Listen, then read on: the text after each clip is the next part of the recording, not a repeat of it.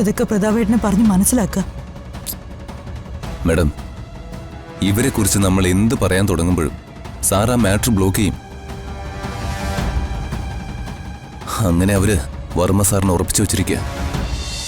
പിന്നെ അവൻ എന്താ പ്രവർത്തിക്കാന്നേ നിനക്ക് ചിന്തിക്കാൻ പോലും പറ്റില്ല.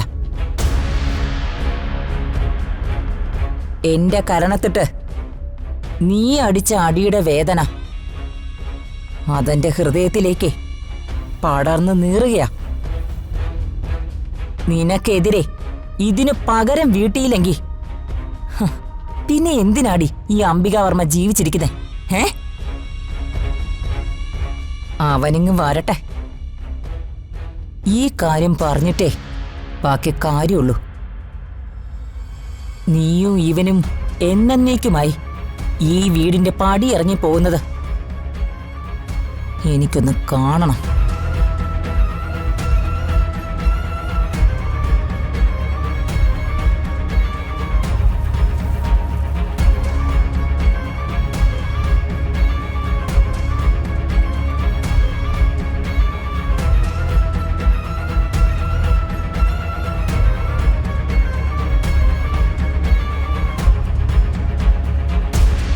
ശ്രീലക്ഷ്മി അല്ലേ?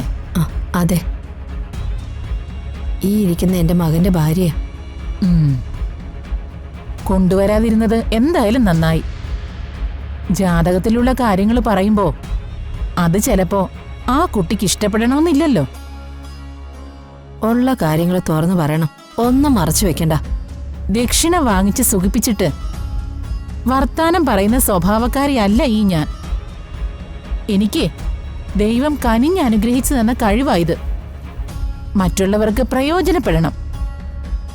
ഞാൻ അതുകൊണ്ടേ സത്യമായിട്ടുള്ള കാര്യങ്ങൾ മാത്രമേ പറയൂ. ഈ നക്ഷത്രം മോശമായിട്ടൊന്നുമല്ല.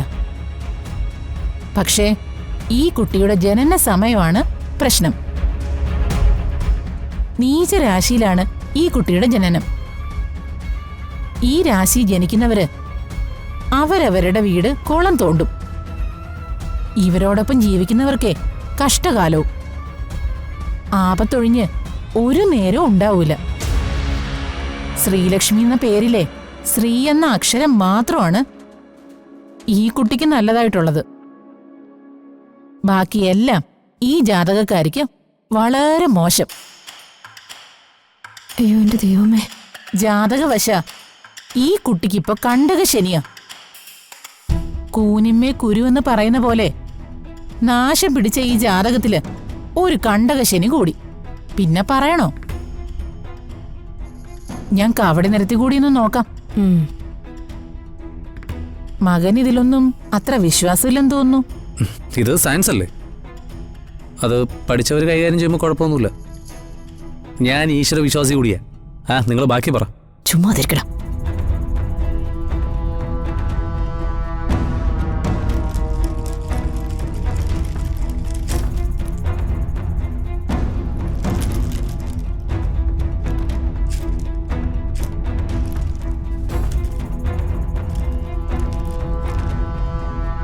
ചന്ദ്രന്റെ ദൃഷ്ടി മറഞ്ഞു നിൽക്കുകയാണ്. രാഹു 7-ലും ചൊവ്വ 5-ലും. ഈ കുട്ടിക്ക് സന്താനഭാഗ്യമില്ല. അയ്യോ. അവൾ ഒരിക്കലും പ്രസവിക്കുകയില്ല. അയ്യോ. അഥവാ പ്രസവിച്ചാലും ആ പ്രസവത്തിലെ കുഞ്ഞു മരിച്ചുപോകും. ഈ കുട്ടിയെ നിങ്ങളുടെ മകൻ കല്യാണം കഴിച്ചതോടെ നിങ്ങളുടെ കുടുംബത്തിന്റെ തായ് വേരു ഇളകി. ഇവളെ കല്യാണം കഴിച്ച ശേഷം നിങ്ങളുടെ ഭർത്താവ് നിങ്ങളെ ഉപേക്ഷിച്ച് പോവുകയോ മരിക്കുകയോ മറ്റോ ചെയ്തോ? അയ്യോ, മരിച്ചിട്ടില്ല. ഈ കല്യാണം തീരുമാനിച്ചതോടെ ആ മനുഷ്യൻ നാട് വിട്ടു. ഓ, ഇവളുടെ വരവിന് ശേഷം മറ്റാരെങ്കിലും നിങ്ങളെ ഉപേക്ഷിച്ചു പോയോ? ഉണ്ട്, എന്റെ മകള്. ആ, അത് തന്നെ. ഈ ജാതകക്കാരി ഉള്ളിടത്ത് മറ്റാരും വാഴൂല.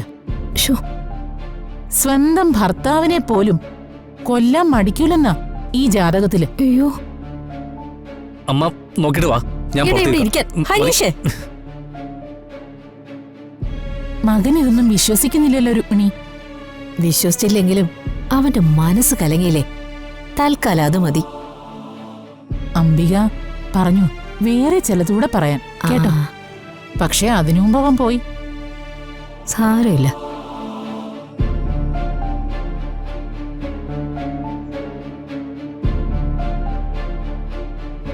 ആ സ്ത്രീ രണ്ടും കൽപ്പിച്ച് നടക്കുക. ഋതുമോളോടുള്ള പകയും പ്രതികാരം കൊണ്ട് അവർക്ക് കണ്ണുപോലും കണ്ടൂടാ. അവരിത് പ്രതാപേട്ടനോട് പറയുക തന്നെ ചെയ്യും. അതറിഞ്ഞാലുണ്ടാവുന്ന കോലാഹലം എനിക്ക് ഓർക്കാൻ പോലും കഴിയുന്നില്ല. നിങ്ങളെന്താ ഒന്നും മിണ്ടാതിരിക്കുന്നേ? ഇതൊരു വലിയ പ്രശ്നത്തിലേക്ക് തന്നെയാ പോകുന്നത്. നടക്കാൻ പോകുന്ന എന്താന്ന് ഊഹിക്കാൻ കഴിയുന്നുണ്ടോ? വർമ്മ സാർ ഇക്കാര്യം അറിഞ്ഞ ഋതുവിനോട് ഇപ്പൊ കാണിക്കുന്ന ഈ അടുപ്പം പിന്നെ എന്തായാലും ഉണ്ടാവില്ല, അതുറപ്പാ. ഒരു യക്ഷിയായി അംബിക, മനുഷ്യന്റെ രക്തം കുടിക്കുന്ന യക്ഷി. പ്രതാപേട്ടനും പത്മേടത്തേക്കും കൂടി മോള് ജനിച്ച കാലത്തെ ഇവര് പ്ലാൻ ചെയ്ത കാര്യങ്ങൾ അതേപടി തന്നെ ഇപ്പോഴും നടക്കുന്നേ. പത്മേടത്തിയെ ഒന്നിനും കൊള്ളില്ലാത്ത സ്ത്രീയായി ചിത്രീകരിച്ച് അത് പ്രതാപേട്ടനെ പറഞ്ഞ് വിശ്വസിപ്പിച്ചു. പ്രതാപേട്ടന്റെ രക്തത്തിൽ പിറന്ന കുഞ്ഞിനെ മറ്റൊരാളുടെ മകളാക്കി കഥയും ഉണ്ടാക്കി. അതിലും ഏറെക്കുറെ ഇവര് തന്നെ വിജയിച്ചിരിക്കുക. പിന്നെ ആ രക്തത്തിന്റെ മഹത്വം കണ്ട പ്രതാപേട്ടൻ മോളെ കൂടെ നിർത്തിയിരിക്കുന്നെ. ഇതെല്ലാം ഇവരുടെ സ്വന്തം കാര്യങ്ങൾ ഉറപ്പിക്കാൻ വേണ്ടി ചെയ്ത അക്രമങ്ങളാ. ഇവരെ അന്ധമായി വിശ്വസിക്കുന്ന ഈ മനുഷ്യൻ ഓരോ നിമിഷവും ചതിക്കപ്പെട്ടുകൊണ്ടിരിക്കുക. ആരതൊക്കെ പ്രതാപേട്ടനെ പറഞ്ഞ് മനസ്സിലാക്കുക? മാഡം, ഇവരെ കുറിച്ച് നമ്മൾ എന്ത് പറയാൻ തുടങ്ങുമ്പോഴും സാർ ആ മാറ്റർ ബ്ലോക്ക് ചെയ്യും. അങ്ങനെ അവര് വർമ്മ സാറിനെ ഉറപ്പിച്ചു വെച്ചിരിക്കുക. ഇത് എന്തൊരു മാജിക് ആണോ എന്തോ. മോളെ, ഇനി ഇങ്ങനെ ഇരുന്നാ ഇത് വലിയ പ്രശ്നമാവും. അതിനു മുമ്പ് വരുന്നത് വരട്ടെ ചെറിയമേ. എന്തായാലും ഞാൻ തെറ്റൊന്നും ചെയ്തിട്ടില്ല. ഇനി ഇതിന്റെ പേരിൽ എന്ത് വന്നാലും ഞാൻ നേരിടാൻ തയ്യാറാ. എന്റെ അച്ഛൻ ജീവിച്ചിരിക്കണമെന്നുള്ളത് എന്റെ മാത്രമല്ല, ഞങ്ങൾ എല്ലാവരുടെ ആഗ്രഹമായിരുന്നു. അച്ഛനെ രക്ഷിക്കാനപ്പോ അമ്മയ്ക്ക് മാത്രമേ കഴിയായിരുന്നുള്ളൂ. അതിന് അമ്മയെ വേഷം മാറ്റിക്കൊണ്ടുവന്നു. അത് തെറ്റായിപ്പോയെങ്കിൽ എന്നെ അച്ഛൻ ശിക്ഷിക്കട്ടെ ചെറിയമേ. അല്ലാതെ ഞാൻ എന്താ പറയാ ചെറിയമേ?